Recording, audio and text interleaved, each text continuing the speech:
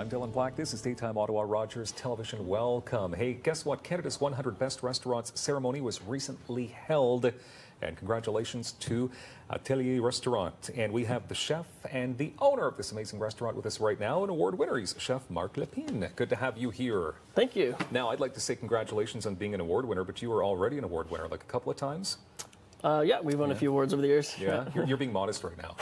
Why did I just read? Aren't you a Canadian Culinary Championship winner? Yes. Okay, and you won that twice? 2012, 2016? Yeah, that's right. That's pretty cool. Look at you. It was, yeah, no, it's great. It was great. It's good to boast, man. Yeah. Okay, now you're part of the 100 Best Restaurants in Canada. Yeah, issue just came out, well, this week, actually. It's on newsstands. There it is. More Ottawa restaurants than ever have made the list this year. We have 6 entries, which is great. We should have more, but it's an upwards battle, I guess. Yeah, but that's still pretty cool.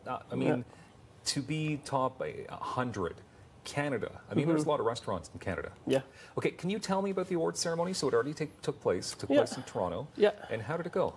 It was great. It was very casual. There were a lot of people there, and they did a brief sort of introduction of the top 20 restaurants, and they did. They handed out some awards as well. So I happened to win this year the award for most innovative chef in Canada. Wow. So they have a little profile on me in the magazine as well for that. Yeah. And it was that was it. I mean, they gave me a new knife, which is nice. Well, that's good to get a new knife. I mean, okay, so how did it come to be then? I mean, was there a voting process? There are 97 judges, I believe, this year.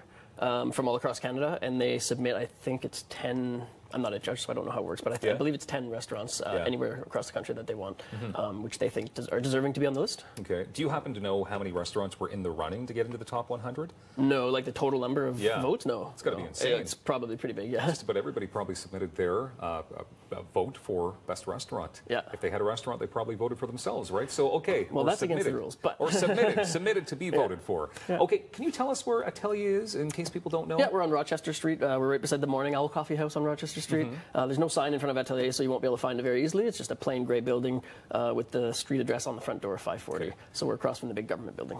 Okay, and you've been around for quite some time? We're coming up in 10 years in November, actually. A decade? Yeah. So what do you attribute the success to? Because it's hard to stay open for a decade when you're in that business. We just try to make people happy and excite them when they come to the restaurant, really. And we get a ton of people come back. They bring different people with them. But really just taking care of people when they're in the restaurant and making sure that they're, I mean, there's a lot of things that go into running a successful restaurant. I think it starts with the food, making sure the quality is the same, is as high as it can be every day. Just lots of little things, tasting your food. No, of course. But I mean, there's got to be some kind of magical recipe to be doing it right for this long, for a decade, and then... There probably is. Some people do it better than me, so... Well, not many. Not many are in the top 100. You are actually going to make something for us here as well. Just a quick little dish. Yeah, we serve... So we have a 12-course menu at the restaurant that we serve to everyone all the time. It's the only option. And this is one of our desserts on the current menu. So it starts with this disc of chocolate mousse, which I've dehydrated. And it's purposely shaped so that it sits on top of the bowl. Okay. So nothing actually goes into the bottom of the bowl. And I use this disc to sort of arrange all the complementing ingredients. This is a black sesame cake. Okay. These are pieces of lime custard. That's lime custard? Okay, so because I would have thought that was cheese, and then I'm thinking that probably cheese should probably go into dessert. That's something. That might... That's unique. No, that wouldn't work on this No dish. way? You're thinking about it, eh? We've got some fresh figs here. Okay. A few fresh wedges figs. of that. Interesting. One of my favorites. And then that's the healthy portion of the dessert, too. This is a ginger syrup that I whipped into sort of an eggless meringue. Wow. This is something now you're saying really strong ginger flavor.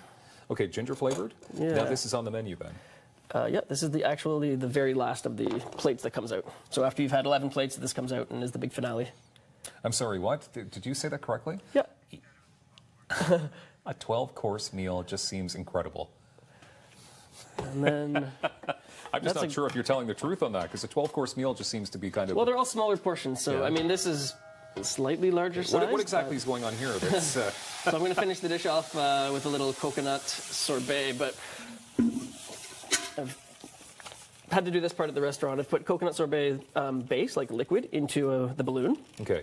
Can I also, before you explain more of that, Yes. because safety first on Daytime Ottawa, should you not be using any kind of... So I've been working with this stuff for, I guess, about 12-ish years. So what exactly is that you're putting the balloon into?